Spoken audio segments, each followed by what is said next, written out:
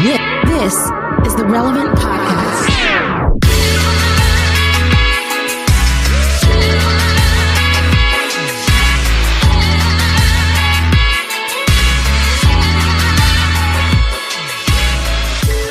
It's Tuesday, December 8th, 2020, and it's the Relevant Podcast here in Orlando. I'm your host, Cameron Strang, and before I introduce the cast, I want to tell you that today's episode is brought to you by Christian Planner.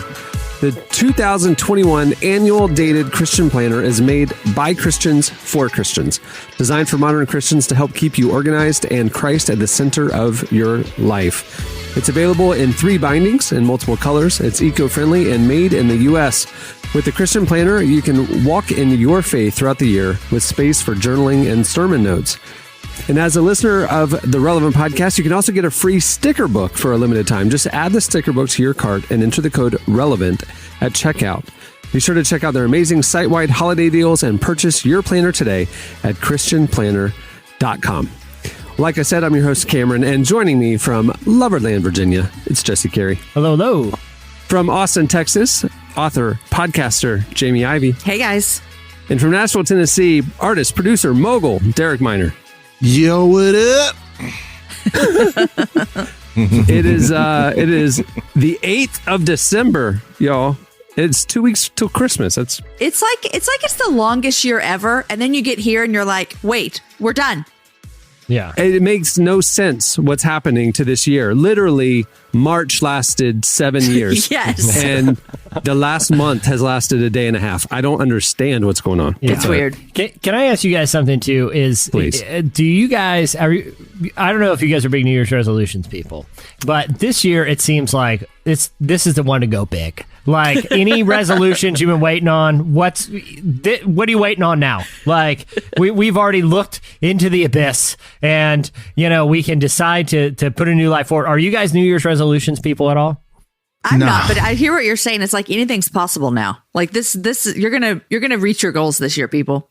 Yeah. I never have. I've never written them down. I've never been a goal person. And I come from, my dad was very much like goals and this and structure.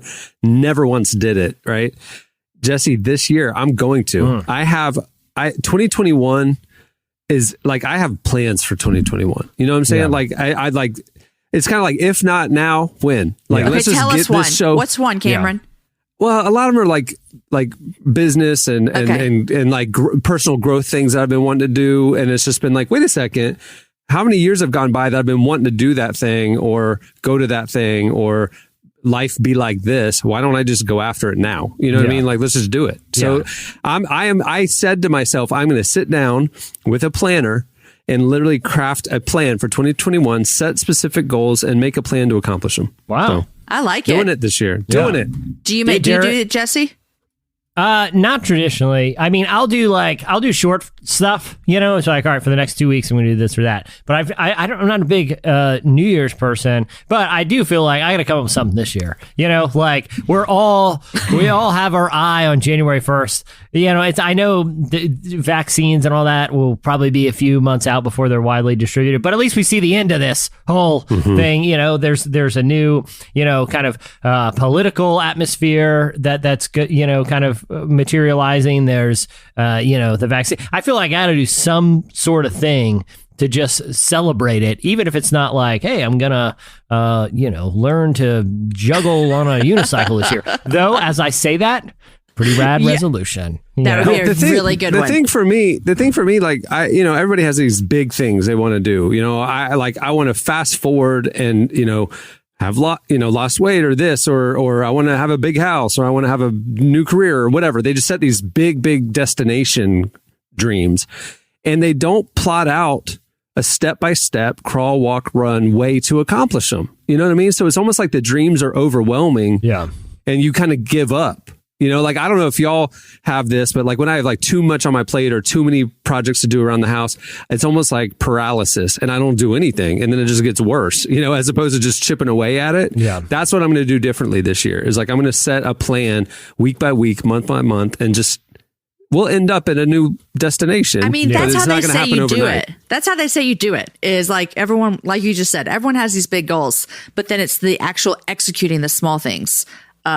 that gets us all caught up. I'm very much if I have an idea, if I'm like, man, I need to change something, I try to do it like right now. Because I know if for me, if I'm like, oh, well, I'll wait until January 2nd to start it, then it probably won't get started because I won't be motivated enough to do it. So like if I'm like, you know what, I'm going to stop doing this or I'm going to start doing that, I'm like, let me do it now because I won't be motivated. Yeah, I'm wired that way too. All right. Well, why'd you bring this up? I've been thinking about it. I think we need an editorial. I think we need an editorial question of the week this week that fields some good New Year's resolution stuff, like to help something. us get started. Yeah, exactly. You know, I like it. Yeah. Well, all right. Well, you're doing you're starting at the end of the show, right? You're starting the show at the end of the show. I like it. What's going to happen in between until we get there? We have a great show in store for you. On the show today, we have singer, rapper, producer, Aloe Blacc on the show today. You can tell everybody. You can tell I'm the man, I'm the man, I'm the man. Aloe That's not how he sounds. He's actually a lot better than that. But. He's a lot, I didn't want to say it, Derek, but he is a lot better than that. He's gonna. We also have slices, and instead of a normal feedback segment, the question of the week from last week, we're flipping it, and we're doing an Ask the Cast Anything segment. You guys have been sending in your questions, and I'm going to lob them to the team here at the end of the show. You don't want to miss that. So, all right, well, stay tuned. Coming up next, it's Slices. But what if I trip? What if I fall? Then am I the monster? Just let me know. And what if I sin? And what if I break it? Then am I the monster? Yeah. Just let me know. Yeah. I was 15 when the world put me on. You're listening to Shawn Mendes and Justin Bieber. The song is Monster. Look at us going hard pop. Just pop. No apologies. Well, today's show is brought to you by Convoy of Hope, one of my favorite NGOs. Life has changed the last several months. Businesses have shut their doors. Millions of people have lost their jobs, and no one really knows when life will return to normal. But often, in the midst of despair, hope flourishes. And while the situation may feel bleak, hope is being delivered across the nation. Convoy of Hope is doing everything it can to help people during this crisis. Their team embarked on a mission to provide 10 million meals to people in desperate need. And to date, they've delivered more than 100 million meals to those hardest hit by the pandemic. If you'd like to support their ongoing mission to deliver help to those who need it most, please visit convoyofhope.org/relevant. Whether it's a share on social media, a prayer, or a financial gift, they're grateful for any help you can send their way. It's a great organization. Go to learn more at convoyofhope.org/relevant. Okay, it's time for Slices. What do you have, Jesse? Well, I have a slice that comes to us from I think we're all pretty big fans of John Mulaney, the former SNL head writer turned stand-up, who is just one of the most naturally funny people, I think. Who tells a better story than him? Exactly. He is literally unbelievably funny. Yeah. And not only is it a great story, his range is incredible comedically, because he can do kind of straight up storytelling. He can do, kind of stand him up, knock him down, set up punchline jokes. He wrote for SNL, and he did a lot of Weekend Update. Yeah, exactly. He can also do like character work. He created a bunch of characters that, sort of the improv geniuses at SNL. But one of my favorite John Mulaney things that I learned was, the iconic Stefan, Bill Hader. Yeah. Stefan, the hottest club in New York is that character. You know how he always broke. He always laughed, right, in the middle of it. And think about it. They've done rehearsals. They do a show before the show. I mean, Bill Hader's done this content all week long. Yeah. Why is he always laughing at it? I learned that John Mulaney wrote those He wrote the Stefan segments, and he, before the live broadcast, would go in and change them. He would change the hottest club in New York as whatever. Yeah. And so Bill is reading it for the first time live, and that's why he always was cracking up. Because John was messing with them. That's good. Isn't that That's brilliant? funny. Yes. Yeah. So he all around a funny guy, real, great comedic chops and a great comedic mind. But he learned the hard way that there are some topics that are off limits for comedy, even today. Man. And he found out the hard way. You can't make a joke that even references anything that could be perceived as a national security threat. He actually was recently visited. He was visited in the past year by the Secret Service. We want to have a long discussion with him about any political ideas he had, particularly any fringe ones. And they asked him specifically if they could see any manifestos he may have written. Oh my gosh. Thankfully, From he- what? Goodness. So John Mulaney has hosted SNL twice recently, but back in February of last year, so about a year ago, February 29th of 2020, he was doing a bit, and it happened to be it was February 29th, so it was a leap year. Yes. And he did a joke about how the history of leap year and how it was actually started by Julius Caesar. And then he added this line, which is what got him in trouble in a visit from the Secret Service that he said was extremely uncomfortable.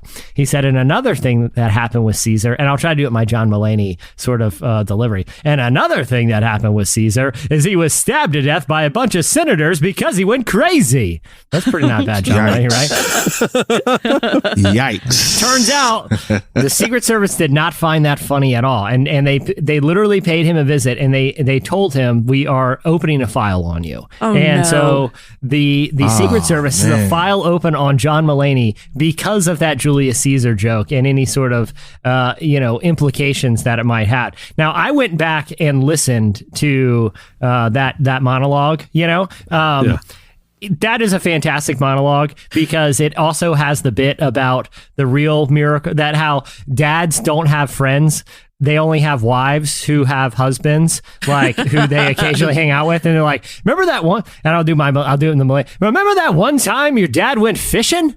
Well, remember, that was just one time. He's got no friends. The best miracle of Jesus was he actually had 12 friends, and he was a man in his 30s, and they went fishing all the time. And it was a really good joke. So if even the result of this is that people go back and watch his monologue, I think it's a positive thing. I will say this. But they were inferring based on the monologue that he was saying the leader of the empire went crazy. Senators, to fix the problem, murdered the leader, implying without saying our leader has gone crazy. I don't want to be paid to visit, so I'll let people unpack that. But I got that. Okay. I feel, but because I was like, he was just teaching the history of Julius Caesar. I'm gonna let y'all go ahead and talk about this one, bro, because if anybody going to jail. I will say this. I feel like the Secret Service, it's probably just some Secret Service person that's like, hey, we heard this guy said this thing on SNL. You need to go pay him a visit, figure out what's up. He's a big Mulaney fan. Yeah, I feel like, or Mulaney opens the door. Long live the president. And they're like, this guy is the threat. He looks like a human ventriloquist doll. Like, long it's just true. live the president. I'm just saying, John Mulaney seems like the most unthreatening human on the planet. And I understand, the Secret Service got a job to do, probably not a bad call to go have a conversation with somebody. But when John Mulaney opens the door, like I said, he looks like, and this isn't me disparaging, he wears very fitted black suits and most of the time looks like he could be a marionette dummy. And he just not seem very threatening. Okay, but Mr. Secret Service, I just want to let y'all know, I don't know none of these people on here. We just met today, and that's that. Jamie. That is interesting, though. Some of the people who are the biggest threats, they be looking. Have you ever seen those serial killers? Them bugs look like they wouldn't kill a fly. You're just like, who is this guy? This dude looks like a soccer teacher or a gym teacher. Yeah. You know what I mean? Like it's just the serial killer or something. that picks up all the women. Like what? He didn't look scary to them. He looked completely normal. I think that's the thing because they're so unassuming. So once again, Secret Service. I don't know none of these folks. We just met. I don't even know how I got on this Zoom. I know it well. He writes jokes for me. His name is Derek Miner. I'm John Mulaney. It is interesting though. I mean, think about it though. He's on a national platform, kind of like implying that a revolt should happen politically. You know, I mean, I get it. I mean, they should have checked that out. I'm not even bashing. I'm not taking a side here. I'm just because when you set it up originally, I was going, that seems like a reach. Clearly, it's a comedy routine, but I'm actually going, look at the content of what he was saying. And if you're a Secret Service agent, you know. Yeah, I could see why they did that. Yeah. It's scary though, man. Like you just one day you're chilling at the crib. Next thing you know, you hear the doom, doom, doom, doom, doom. Well, who's this at my door? Who are these sharply dressed men at my door? Let me I will go answer I'm good. All right. What do you have, Derek? Oh, okay. So, I thought you were going to go to Jamie first. Okay, cool. I can do that. I can do that. No, I'm good. I'm ready. Right. Hey, so The Rock and Tyrese Gibson have stopped their feud over the Fast and Furious. So for those of you that don't know, after Paul Walker passed away, Tyrese was frustrated that The Rock wanted to forge forward with the 30th Fast and the Furious movie. So 30. Him and Tyrese got into it. There was a meme where Tyrese is, like, what more do you want from me? He was having a breakdown or whatever. And this is good. I think this is a good, reconciliation story, especially because I honestly think that The Rock would beat the brakes off of Tyrese. So I just don't think you want to feud with The Rock. You know what I mean? What resolved it though?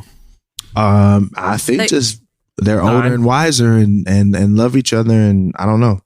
And they want to make that money. They're like, look, this franchise is gone so off the rails that there's no point because the next one is actually set in space. Okay, like if there's not a car chase in space somehow, I will be very disappointed. Like if it doesn't end with The Rock like knocking a bad guy car like of a henchman just straight into the sun, directly into the sun, I will be very disappointed. But I feel like they're just like, are we really fighting over a movie about car thieves that go to space? Because I don't know any feuds worth this. Yeah, they literally said they just talked for 4 hours and then that was that. Like, that was it. So, like, hey, I ain't mad. They're probably like 2020's been rough. Let's just be friends. Right. Like, yo, we gotta cut this out. We gotta cut this out. This ain't worth it. So I'm glad to hear about it. He's like both of those dudes. I like both of their personalities, their characters, and all that. And Fast and Furious, people love those movies. I haven't watched one since Fast and Furious 2, but people love them. So I don't think I've seen one of them. 3 purists will say this is ridiculous, but 3 was my favorite. Tokyo Drift. That was a Tokyo Drift, right? I think that was the last one I watched. Yeah, I think that was the last one I watched. Yeah. But dude, it was my guilty pleasure franchise. Like it was everything that I'm not an action movie guy, but I love the Fast and Furious ones. But then there was like, I don't know if it was 7. It might have been 7. How many were there? To Dubai. Oh, there's 9 now? A lot. Yeah, it's a lot. But I think like 7. I mean, I was there opening night every time. Night. I mean, the crowd's yelling, people are running around, whooping it up. I was excited. It was fun, And then I think 7. I went on a Sunday afternoon with a friend, and they went to Dubai. And there's these 2 mega skyscrapers, and they jumped a car. They had a car somehow inside one of the skyscrapers and jumped it to the other skyscraper, like smashed through the window, landed it, and whatever. And I'm just going, it's too much, man. I'm done. I'm done. Too and much. So I left. I've only ever walked out of one movie. I left the movie. You and left the movie. I went swimming. It was a nice Sunday afternoon. I just went swimming. I'm like, life's too short for this. This is crazy. It's too much. So, but side note, I haven't seen one since. Y'all, I just bought a beautiful 1982 Corvette. Oh, did you really? Okay, so you posted that, and I thought, is he real that he bought that? Yes. Or is that, dude, I just congrats. bought it. It's so fly, yo. Like the guy was just he's like, yo, my father-in-law had this car. He's getting too old to drive it. We don't think he needs to be driving, a Corvette at his age. So we're trying to get rid of it, man. And it's beautiful. The engine just sounds like, oh, that's awesome. I love it. So just, maybe, look, Fast and the Furious. Holla at your boy. I know, Tyrese ain't really been in them. I'm bald head. I'm black. I got a car. Holla at your boy. You feel me? I'm ready to go and put some pipes on that thing. You feel me?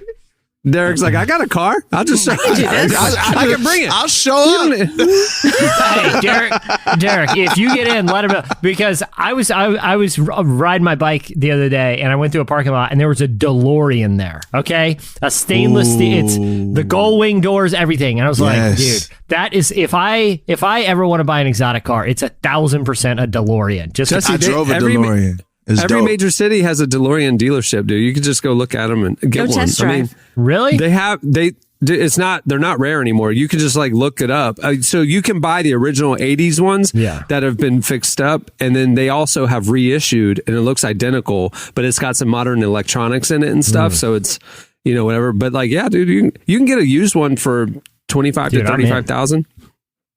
Yeah.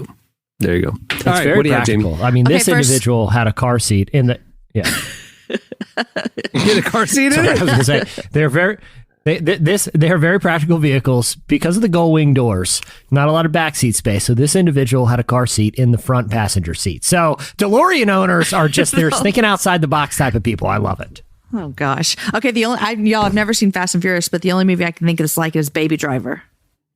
Is it like Fast and Furious at all? Sort of. That's not a bad sort of analog for it. I've not seen Baby Driver. I'm sorry. I haven't seen it. Gosh, it's so good. The name threw me. I was like, I don't get this. Oh, it's so good. He always goes, B-A-B-Y, baby. That's, look, Clark's seen it because I see he's getting excited. It's so good. That movie is so good. Legit so good. It's legit. Yes. I feel so proud right now that I've seen a movie that you guys have not seen. This is the first time this has ever happened since I've been on the show ever. Cameron, you haven't seen it either? I've seen it. It was filmed in Atlanta. Baby Driver. Yeah, I've seen it. I'm looking at it right now. Did John Hamm's in it. Jamie Foxx is in it, bro. Jamie Foxx is in it. Yeah. It's great. So yeah, and that kid, they named him iPod kid. Yeah. The name threw me off. I was like, I can't. I don't know what this is. Jared, go watch it. Okay, good. so this is what I got for you guys. The first audio Bible voiced entirely by women is here, and if you think about it, I would have never even thought that there was not an entire audio Bible voiced by women. But here's how it started. There is a woman named Ann White who leads an organization called Courage for Life. And she would do a lot of work in prisons and jails. And she would talk to the inmates about the Bible. But a lot of the women did not have a good experience listening to the audio Bible read by men because they had been abused. And so it would bring back painful experiences when they would hear a man reading the Bible. So they looked and they looked and they looked for a Bible that was read just by women. They did not find one. They made their own. Way to go. Courage for Life Bible, recorded by a group of 12 different women from diverse backgrounds. And so they had the New Testament completed last year. And I think they just completed the Old Testament, and you can find it on an app. And it's so handy for prisons on the inmates. They have tablets in there that they can check out, and so they can listen to it. So first Bible read by all women. I'm proud of this. That's really cool. That is really cool. I know. Yeah, that's awesome. All right, that'll do it for Slices. Stay tuned. Up next, Aloe Blacc joins us. Cause you say you're overwhelmed. I was really falling. That I didn't help. I was really and I hope whoever treats you. I was faster than I've ever gone. I was really falling for you. Faster than I've ever gone. I was really falling for you. You're listening to Motto. The song is Overwhelmed. Well, today's episode is brought to you by podcast creation platform Anchor. If you haven't heard about Anchor yet, it's the easiest way to make a podcast. First of all, it's free. There are custom tools that allow you to record and edit your podcast right from your phone or computer. Anchor will then distribute your podcast for you so it can be heard on Spotify, Apple Podcasts, and every major platform. The cool thing is you can also make money from your podcast with no minimum listenership. It's everything you need to make a podcast in one place. Download the free Anchor app or go to anchor.fm to get started. Aloe Blacc is a singer, songwriter, rapper, producer from California. He's created hit songs like I Need a Dollar and Lift Your Spirit, which was produced in collaboration with Pharrell Williams, who appeared on this show a couple weeks ago. Aloe's most recent album is called All Love Everything, and it dropped in October. We sat down with him to talk about how to create music that's radical in important ways and finding your identity through creativity. Here's a part of our conversation with Aloe Blacc. Hold on when you feel like crying. Go on, let it out. Just remember, the sun is shining behind the clouds. It won't be long till your pain's gone. Just hold on tight to me. Hold on tight, hold on. Times of worry can get the best of us, and I understand. Okay, so Aloe, as an artist and a creator with a platform, do you think there's a way that art that you create can help bridge the divides we're seeing in our nation? I do. I think that music is the vehicle for the message. If we can get more messengers into the mainstream, it would be great. The hard part right now is that a lot of the messengers in the mainstream are either neglecting the message or totally delivering the diametric opposite message, right? So we need to just increase the amount of people who recognize that spreading the word of compassion, of love, of togetherness, of connection is important, because we are what we eat. And if that's what we're consuming on a daily basis, the ideologies, the thoughts, the beliefs, then we will become that. Unfortunately, what's available to us right now isn't really that character building. This is interesting. You're a father now. You're a dad. Have you thought about how you want to sort of counter program that culture in your own home as you raise your kids? Yeah. Part of it is limiting the access to the media. It's teaching about how to use the media.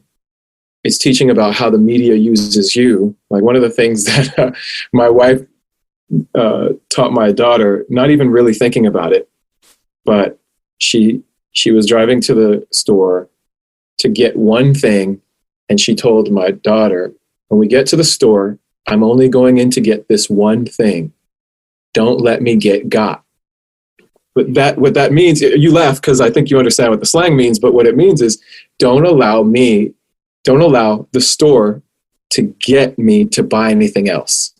And so for a young child, for a 6 or 7 year old to understand that concept, to understand the concept of the sales war that's happening at the store to demand your attention, to get you to buy something that you didn't intend to buy, that's part of it. These little tiny trainings that are happening where, my daughter now understands the concept of not getting got. And she understands when she's succumbing to the pressures, of an advertisement or something like that in a magazine or on a billboard. Tell me a little about the origin story of your latest album. What sparked this project? When I'm putting together an album, I record everything and anything that comes to mind or in a session with others. At the end of recording about 40 or 50 songs, I decided on the 10 that would fill an album. I chose the theme of family and love and togetherness. And those are the songs I decided to put on this project. I didn't set out to write an album about family or about all the things that I love. But in the end, I felt like the message that I wanted to tell at this age, at this time in my life, and during this experience is this story of me being a father, me being a husband, and the relationships around me, like my family and friends, my parents, that kind of thing. And I say, oh, don't let go of me. Don't ever leave. And yes, I know it's a long road, but all I need is right here next to me, my family. Something I'm interested in about songwriting is, like for you as a songwriter, these themes of family and togetherness, these are really big, weighty themes. Is it a challenge to package all of that within the confines of like a song? It would be hard if it wasn't fun. But because it's fun, I enjoy the the challenge. I enjoy the difficulty. And it's part of the puzzle of linguistics that, has intrigued me forever since I was really young, working on writing rhymes as a 9-year-old, making hip hop music, recording when I was 15, and then moving on to understanding, okay, I can rock a stage and a crowd of, sweaty teenage boys with hip hop, but can I make a grown woman cry with a lyric and a song? And so making the transition to becoming a singer-songwriter, a lyricist, using melody, all of that is fun, and it is hard, but because it's a fun challenge, I enjoy it. I'm going to read you a quote of yours here. You said, rather than a genre, my music is about AIM, affirmation, inspiration, and motivation. How did this idea come around? How does that play out in your music? Oh, wow. I think it came out of multiple interviews trying to describe what kind of music I make, and then just trying to boiling it down to the songs that I'm best known for. I Need a Dollar, Wake Me Up, and The Man. Wake Me Up is very much a song about inspiration. It has hope and nostalgia as, I think, the most salient elements. A song like The Man is very motivational. It's pick yourself up from the bootstraps and achieve your goals. A song like I Need a Dollar is affirming. It's in a way saying, I've got a story to tell you. I'll trade you my story for whatever you have to offer me, but I'm going to make it out of this hole, by hook or by crook. And if whatever talent I have, I'm going to give it to you so that I can get to that next level. I can make it through this. You can throw the world in my face, but the fear gives me life, and I swear till I die, I'm gonna do it my way. Gonna do it my way. Gonna do it my way. Something I really like about you, I feel like you've done a really good job at resisting being put into a box, and you've really created your own space. I don't know how intentional that's been, but it's pretty obvious to anybody who follows your career. I think it's just hard for me to pick a space. When I did, my career took off, and I didn't pick it. So I was on an independent record label called Stone's Throw, mainly known for hip hop. I was signed as a vocalist, one of their very first. I was making what I call future soul.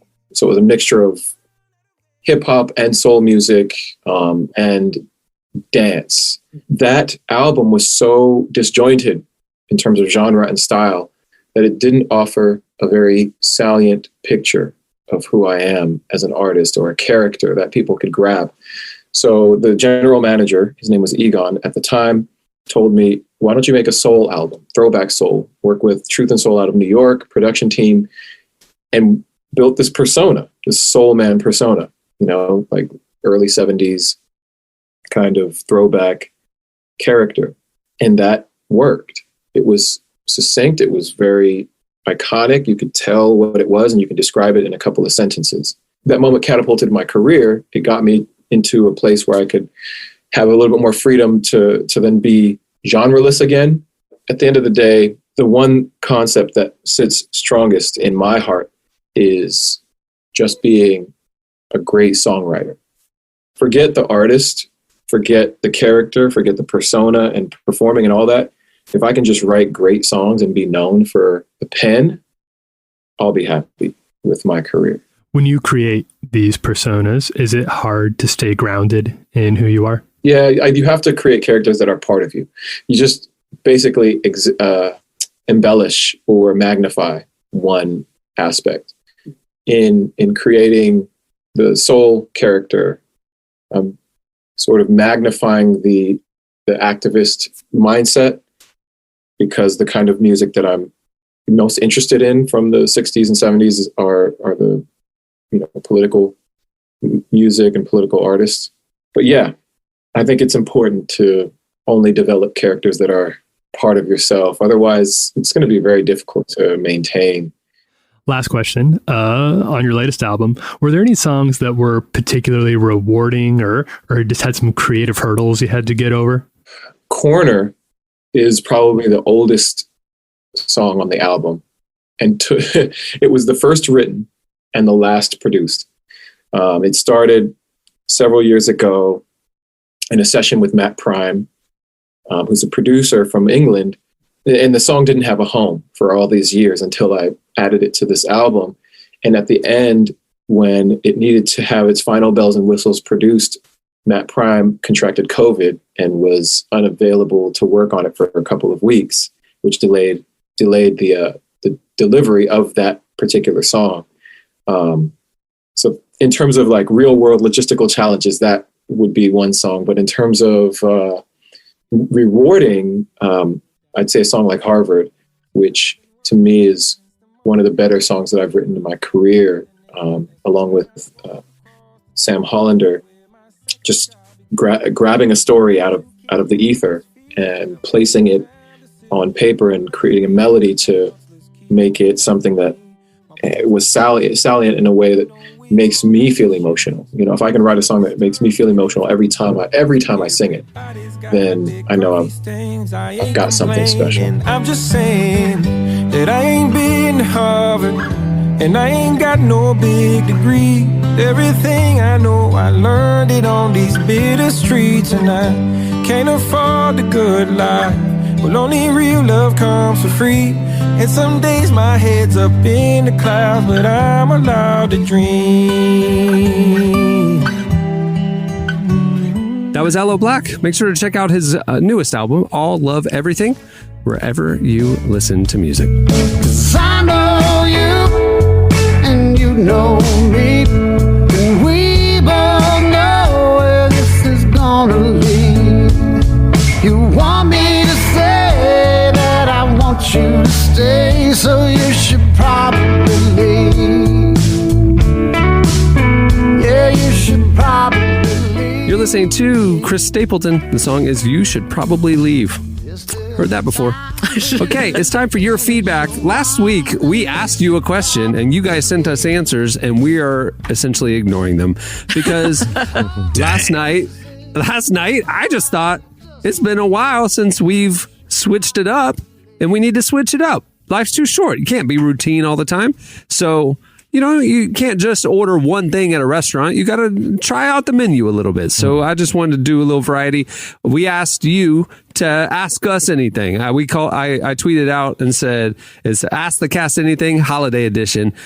But it doesn't have to be about holiday stuff. It's December. That's why I called it that. So you hit us up on Twitter at Relevant Podcast. Here's some of the questions you sent our way, and I will lob them to the team. Kimberly, this is in no particular order. Kimberly Vieira says, if you could eat one food for the rest of your life, what would it be? One food. Oh, mine would be pasta, hands down. Because I think it would be substance pasta. You can just change it up, different sauce, different meat. Do we still have the effects of what it would do to our body? Right, that's the question. That's a big question. Like, is this no? real It's just life you get to indulge. Yeah. Fantasy. Pizza for sure. Yeah. Pizza, no question. No, hey, guys, burritos. Sure. It's very diverse. You can, they can be stuffed with eggs. They can be eaten for breakfast. You eat pizza for breakfast. No one knows about this magical deal that you've made where that's the only thing you're eating. There's nowhere to order pizza for breakfast. You can order a burrito. Yeah, cold pizza from the night before. No. You can do the breakfast pizza with the little the eggs on it and all that. You never had that before? Breakfast pizza is a red flag. I've never had a breakfast pizza. It's a sign. It's a sign a friend might be a couple weeks from an intervention. They're eating breakfast pizzas. That's a red flag. The reddest of red flags. That person's struggling right now. They're eating breakfast pizzas. No, I'm gonna send you a breakfast pizza, bruh. Is Die Hard, this is from Emily Jackson, is Die Hard a Christmas movie? Absolutely. It takes place on Christmas Eve. Next question. You can have explosions on Christmas? I've never even seen it. I've talked about this recently with somebody. Isn't it weird that company has the Christmas party at Takanami Towers on Christmas Eve. What company has a Christmas party Christmas Eve? Aren't all those people parents? Yeah, that's a time to be with your family. Exactly. Yeah. This is a Christmas Eve Christmas party. I mean, it's pretty good for the plot, but there's a lot of things. You got to be driven to work there, buddy. You got to be driven. You get your bonus on Christmas Eve and you got to show up to get it. Still, that feels manipulative. Family It is first. very manipulative. That party should be December 11th, no later than the 16th. No later. Yeah. Bro, this is the 90s. Didn't nobody care about manipulation at the corporate level, bro? This is some you on some 2020 stuff, bro. That back then. I was going to say, get your butt to work. They're not the most ethical. It's not the most ethical corporation, judging from the substance abuse happening pretty openly among the executives, from what I could tell. Oliver Black is asked one specifically for Derek, and Derek, I ask you to answer this without spoilers. But he says, "I want Derek's Mandalorian hot takes." Can you do it in a generic way, a general way? I really like it, but as my friend Prop said, the first of this season, first episodes are, hey, Mandalorian, I'm trying to get somewhere. The Mandalorian is trying to get somewhere, and he says, hey, can you help me? And that person says, sure, but for a price, and then rinse and repeat, and they double cross him or whatever. So that I think that was the only thing early on in this season that kind of was frustrating. I like the Mandalorian, but I'm also a Star Wars fan.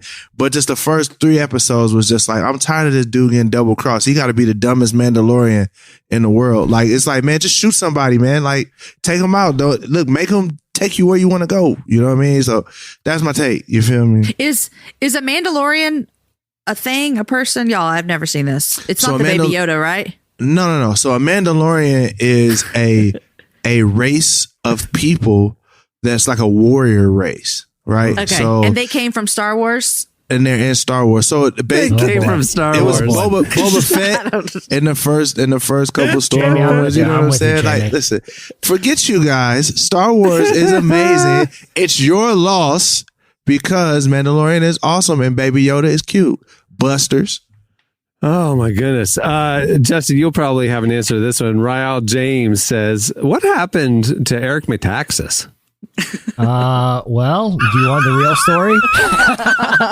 I mean, last I checked, he was randomly assaulting people with different political ideas just outside the White House. In terms of what brought him there, I would say it was a mix of toxic politics, Brooks Brothers, and I don't know. Great question. Wanting to be famous and doing whatever it took. It's called doubling down, and it doesn't always work. So, oh my goodness! If y'all don't know what we're talking about, don't look into it. Let's see. Oh, Alex Garza asked, "Has a stranger ever changed your life?" Oh, that's a good question, Alex Garza. I don't. Well, Jesse, at one point, your wife was a stranger to you. That's true. I guess a lot of people were strangers at one point. So I've had a lot of life-changing encounters. You only knew your mom. Why not? Yeah, exactly. I mean, the doctor that delivered me. I mean, I didn't know that guy. It's pretty life-changing. I don't think that's what she wanted, but I think she'll have to accept that one. Yeah, I never had like an encounter on the street where just some strange figure said, in 2 years from now, that'd be cool. But I'd be interested to see where this question stemmed from this individual. Like, what happened here that led you to ask us this? Yeah. Chan says, in all the craziness, what's been your favorite thing about 2020? Finding good, like finding a diamond in the rubble. What's been your favorite thing about 2020? This podcast. 2020 is hard. For real. I'm no lie. Like, I look forward to this every week. I do too, Derek. Me too. Yeah. Me too. I always say it's so fun. Like I when I get done, I like walk back over to my house and Aaron's like, how was it? I was like, I just laughed the whole time. Like, I just feel like I just laughed the whole time. So it brightens up my day. And real. Oh, go ahead, Cameron. Go ahead. No, you go. I was going to say, not to be overly sentimental, but I mean, I think that just like the lifestyle adjustment that a lot of, people were just kind of forced to embrace, even if people's professional lives hadn't changed and they're working from home or maybe working in the service industry or a healthcare worker or something, even if that's the case, a lot of people aren't making plans on the weekends. They're just laying low, kind of hanging with family and people that are sort of in close proximity to them. And I think actually in a lot of ways that's been really hard, but there's certainly been really good parts about that. Is you just get to spend time with your family and reorient your life a little. And even if things go back to how they were, I think some degree of reorientation, even if it's not positive for everybody, at least allows people to see things that they might have been taking for granted before. It's true. I agree with that. That the pace change has, because I used to, my thing is like I have my son 50% of the time. And the 50% I didn't have him, my rhythm would be that's when I traveled. So it's like I was always going. I was, like, and then like, oh, there's a Magic game tonight, and we're doing church, and then we're, like there's all these things always happening. And now this year it all stopped. And I'm spending a lot of quality time with my kid. I've appreciated, I've gotten to do things at the house that I never had time to do before, like I've read more, I've got margin that I didn't have. Like that's odd, like for sure. I say that with my kids too. Like my oldest son is a junior. And so I have a year and a half left with him, and I could just cry thinking about that. But he's doing online school right now. And so I see him like, I'll go over to the house after this and I'll see my son. So I just am seeing him a lot more, knowing I have a year and a half and then he's leaving and I'm just going to cry. Yeah. I think all in all, like if we go back through 2020, there's a lot of bad stuff, but we're going to find some gems in there that this year has produced, because I say the same thing. Like I toured so much throughout the years. And just knowing my kids can come down and just wake me up and I'm there, they can just come knock on the door, jump in the bed and be like, dad, or, just knowing on Saturdays, because usually like I'm on the road on the weekends because that's when everybody's off. So that's when so knowing that I can watch cartoons with my kids on Saturdays and sleep in, and then we make breakfast and all of that. That's been really cool. And that's going to be something I'm going to miss. But it also has made me say, what, maybe I might have been moving a little too fast. I think a lot of people are doing that. Yeah. I feel like I was running too fast. And even though life will come back to normal and open up and travel will be a thing and sports will be a thing, like I just don't know that I'm going to fully embrace it the way that I did. And there's been a lot of op-eds in recent weeks about how in some ways culture has permanently shifted. Like things aren't going to go back to exactly how they were, there's certain industries that are just changed now. Like they're doing the G12 summit, or they're doing the huge economic annual meeting in Vienna every year, right? And all the, whatever. They're doing it on Zoom this year. And it's kind of like, oh no, I'm sorry. It's the big climate summit. It's happening this week. Big climate summit in Vienna. And it's like people are flying in from all over the globe to a climate summit. That's a whole lot of carbon emissions and stuff. But now they're doing it on Zoom. Maybe it changes unnecessary travel and meetings. And maybe there's just things that like, maybe we don't have to go as hard as we used to, Depending on the productivity of, because, people are working from home with Facebook, Microsoft. I mean, my record label, like we're all working from home. And I think depending on what the productivity was during this time is going to depend on how much things go back, I think summits and things like that. I think people will want to meet in person for certain things, but I mean, some of these jobs, man, woof, it's going to be Zoom forever. I'm always looking at like, business stuff and reading business papers. And I read a piece last week about the physical office, like when things open back up fully, what are the major corporations and corporate leaders talking about as far as work environment now, right? And so what I read, which is fascinating, is that a lot of companies are going to probably embrace a permanent hybrid work model where 2 to 3 days a week they would gather at the office and then have the flexibility to work from home the other days. And so then the office will be oriented differently. And it's not all these cubicles and stuff, but it's about collaboration and gathering work as opposed and smaller footprint because you don't need all these private offices. Right. And I'm going, that's what Relevant's going to do. Like we do need a space. We do, like Clark and I want to go to a studio to shoot things and create things, but like, let's have a hybrid model and let's gather when it's best and then work independently when it's best, So I like that. But that's a way that it's going to permanently shift. Yeah, I agree. All right, last question. Here you go. Ben Stroop, our old friend Ben, he says, what are some of the worst questions I can ask at family dinners this holiday season? Oh, Ben. What are some of the worst questions? Are you pregnant?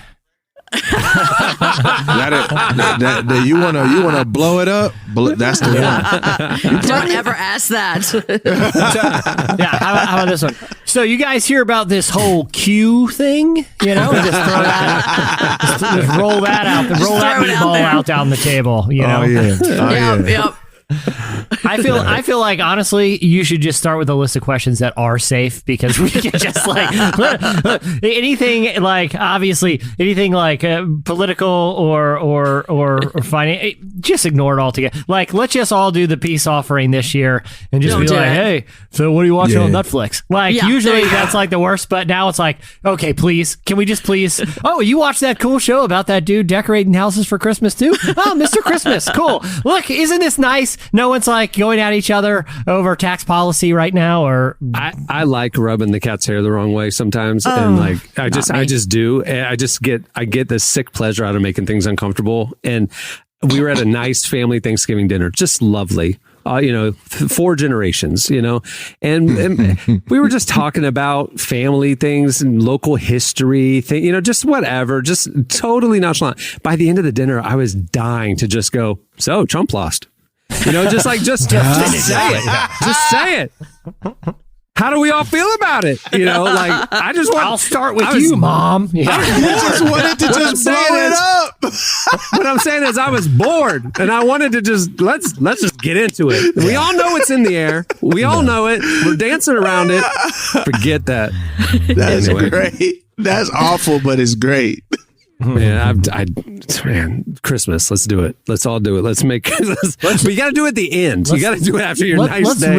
Let's ruin Christmas night / Christmas morning. Okay, let's target Christmas morning for this. Done. First things first. First thing. Before we open our presents, what do we think about the election getting stolen from Trump? So listen, I want to jump in. I want everyone to do stockings next, but first I want to talk. I got 3 words for you. Stop the steal. Round the horn here. All right. Well, that'll do it for your Ask the Cast Anything Holiday Edition. Okay. It's time for this week's editorial question of the week. All right. Usually at the end of the year, we'll ask you guys what are some of your New Year's resolutions, and we'll talk about that in our January show, right? Well, we got only a few weeks until then, and 3 out of the 4 people on this show have no goals for 2021. They have no New Year's resolutions. They don't know what they're going to do. That sounded so bad, bro. That sounded awful. And so we want to ask you for suggestions for Jesse, Derek, and Jamie. What should their New Year's resolutions be this year? Hit us up on Twitter at Relevant Podcast, and you can also post on this episode post in the Relevant Magazine Instagram feed. Yeah, they're gonna help you. They'll come. They'll help you. Hey, appreciate y'all. Nice. Appreciate y'all, man. For real. No, don't be nice. I want you. Well, savage. Be nice to me, I want please. Savage.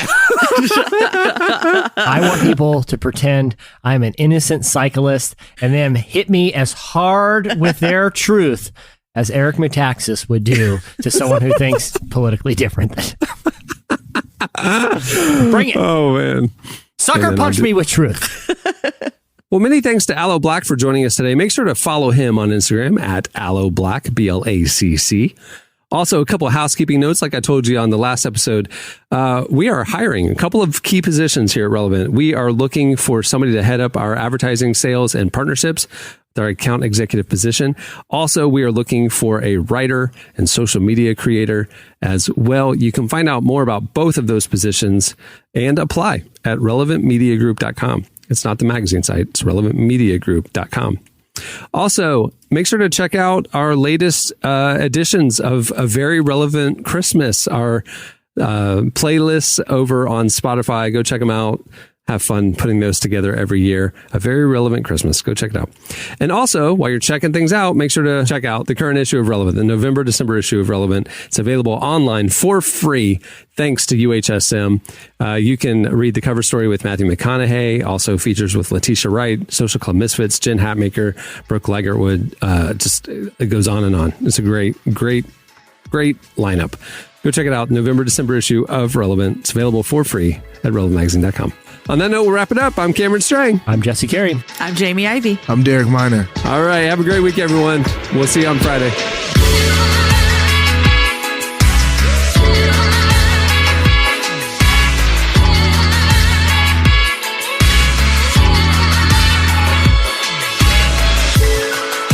Thanks for listening to the Relevant Podcast. Check out our features, interviews, and news updates every day at relevantmagazine.com. And make sure to follow Relevant on Facebook, Twitter, and Instagram for the latest. For more great podcasts, browse the shows on the Relevant Podcast Network, which you can find at our site. And while you're there, don't miss the all-new era of Relevant Magazine. A new issue releases every other month at relevantmagazine.com.